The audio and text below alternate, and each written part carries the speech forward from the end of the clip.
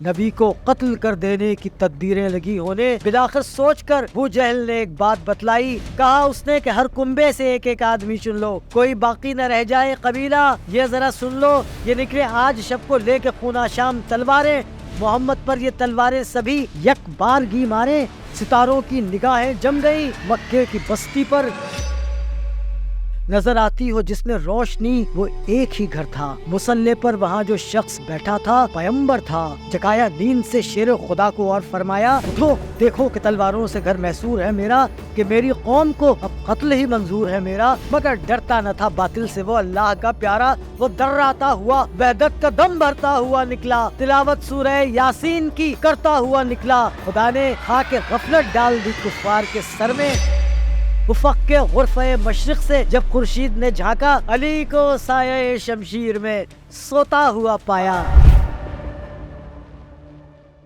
History اور mystery, یہ دونوں لفظ اور یہ دونوں سبجیکٹ بہت ہی انٹرسٹنگ ہے۔ ہسٹری پڑھتے ہوئے یا ہسٹری دیکھتے ہوئے بعض واقعات اور بعض کردار ہمیں حیران کر دیتے، ہم پر حیرت کے دروازے، ہم پر مسٹری کے دروازے کھول دیتے ہیں کہ آخر یہ کیسے ممکن ہوا، آخر یہ کیسے ہو سکتا ہے، خوریز جنگ جیتنے والے انسانوں کے دل بھی کیسے جیت سکتے ہیں۔ مگر تاریخ محض افسانہ یا کہانی نہیں ہے، بلکہ کبھی کبھی حقیقت کا آئینہ بھی ہوتی ہے۔ ہوتے ہیں ایسے پراسرار لوگ، یہ غازی، یہ تیرے پراسرار بندے جنہیں تو نے بخشا ہے ذوق خدائی، دنیم ان کی ٹھوکر سے صحرا و دریا، سمٹ کر پہاڑ ان کی ہے بس سرائی۔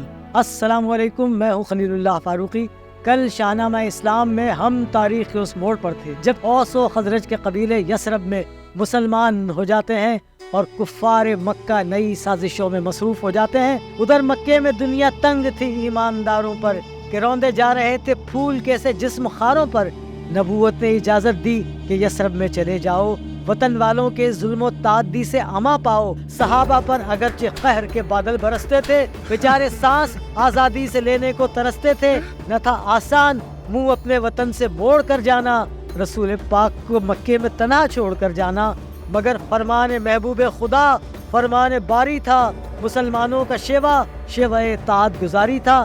صحابہ رفتہ رفتہ جانب یثرب ہوئے راہی، قریشی کافروں کو مل گئی فی الفور آگاہی، دلوں میں خوش ہوئے ظالم کہ اب حسرت ہوئی پوری، محمد اور اس کے ساتھیوں میں ہو گئی دوری، یہ اچھا وقت ہے اب قتل کر ڈالو محمد کو، مٹا دو آج تنہائی میں اس نور مجرد کو۔ یہ سب ایوان ندوہ میں اکٹھے ہو گئے آ کر، قبائل کے نمائندے بٹھائے ساتھ بلوا کر، ہوئے ایوان کے در بند، تقریریں لگی ہونے، نبی کو قتل کر دینے کی تدبیریں لگی ہونے، بلاخر سوچ کر ابو جہل نے ایک بات بتلائی، یہی تجویز آخر سبھی کو بے حد پسند آئی، کہا اس نے کہ ہر کنبے سے ایک ایک آدمی چن لو، کوئی باقی نہ رہ جائے قبیلہ، یہ ذرا سن لو، یہ نکلے آج شب کو لے کے خونہ شام تلواریں، محمد پر یہ تلواریں سبھی یک بارگی مارے۔ یہی تجویز اچھی ہے، یہی ترکیب ہے کامل کہ ہوگا اس طرح ہر ایک قبیلہ قتل میں شامل۔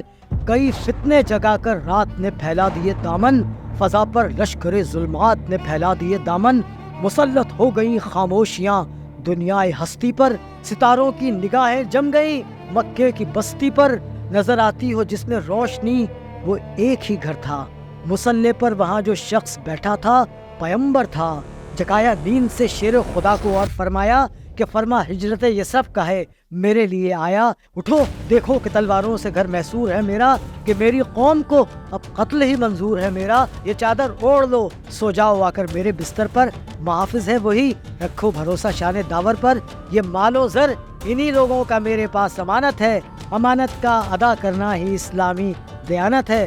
علی نے حکم کی تعمیل کی اور اوڑھ لی چادر، با اطمینان آ کر سو گئے حضرت کے بستر پر۔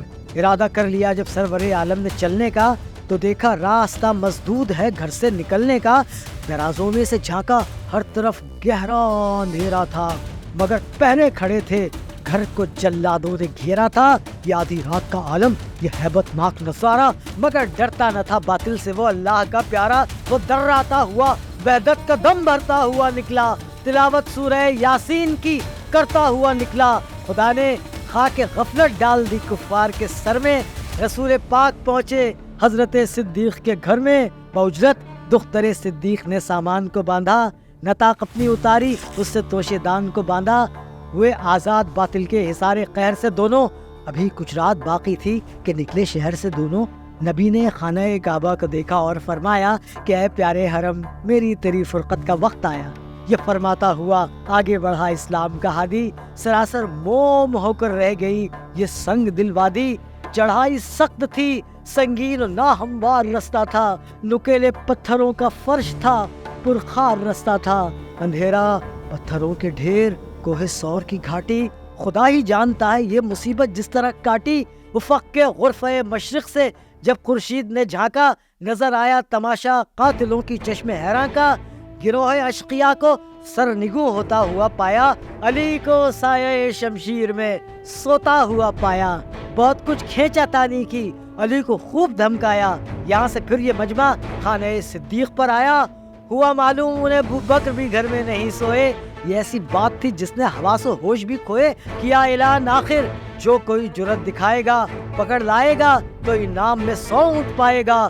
تعاقب میں کئی مشرک دہانے غار تک پہنچے، کئی بار اس مقام سید ابرار تک پہنچے۔ اٹھا رکھی نہ اہل مکہ نے باقی کسر کوئی، نہیں پہنچا خدا کے پاک بندوں تک مگر کوئی۔ سکون افشاں ہوا دنیا پہ چوتھی رات کا سایہ، تو عامر گھر سے ایک ناقہ کی جوڑی ساتھ لے آیا۔ ادب سے عرض کی ابوبکر نے، اے رحمت باری، سوارے ناقہ ہو کر کیجئے چلنے کی تیاری۔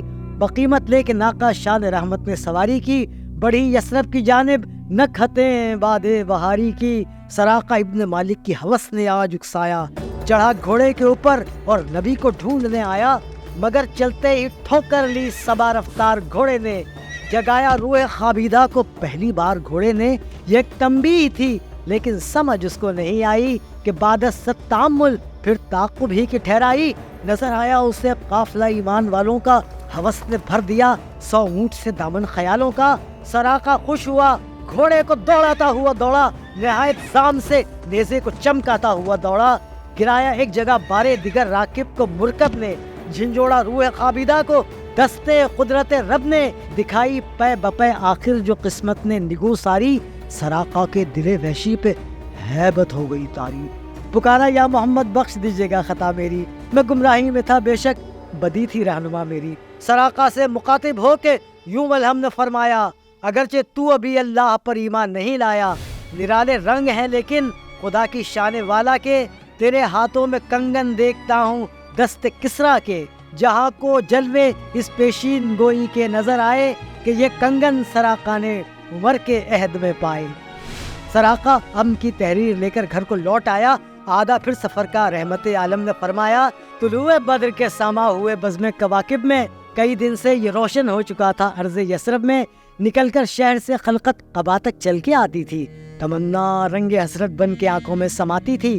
ہوئی کوتاہ آخر انتظار دید کی گھڑیاں، نگاہوں کے لیے آئیں نماز عید کی گھڑیاں۔ کسی نے دی خبر، اے لو رسول اللہ آ پہنچے، جناب حضرت صدیق بھی ہمراہ آ پہنچے۔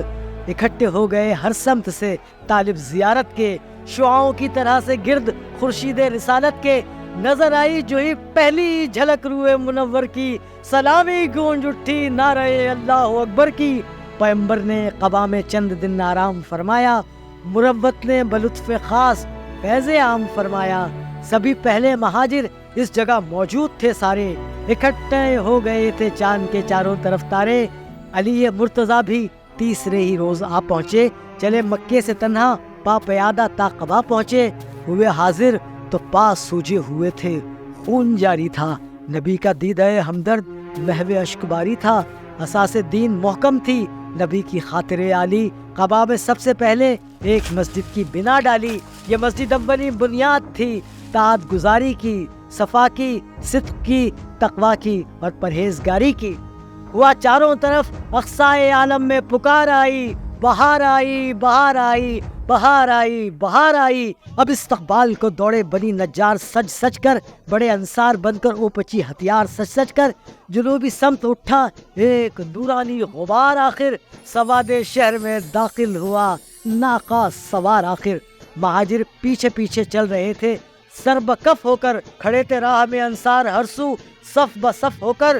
کہیں معصوم ننھی بچیاں تھیں، دف بجاتی تھیں، رسول پاک کی جانب اشارے کر کے گاتی تھیں، نبوت کی سواری جس طرف سے ہو کے جاتی تھی، درود و نعت کے نغمات کی آواز آتی تھی، ہر ایک مشتاق تھا پیارے نبی کی مہمانی کا، تمنا تھی شرف بخشے مجھے کو میزبانی کا، بہت ہی کشمکش تھی اشتیاق میزبانی کی، نبی نے اس عقیدت کی نہایت قدردانی کی، کہا تم سب میرے بھائی ہو، آپس میں برابر ہو، تونگر ہے وہی جو زہد و تقوی میں تونگر ہو، اقامت کو مگر میں نے خدا پر چھوڑ رکھا ہے کہ ناقے کو فقط اس کی رضا پر چھوڑ رکھا ہے، سبھی پیارے ہو تم، ہر ایک سے مجھ کو محبت ہے، جہاں ناقہ ٹھہر جائے وہیں جائے اقامت ہے، رکی یک بارگی ناقہ بحکم حضرت باری، جہاں ایک سمت بستے تھے ابو ایوب انصاری، صحابہ سے کہا جب تک نہ ہو مسجد کی تیاری ہمارے میزباں ہوں گے ابو ایوب انصاری،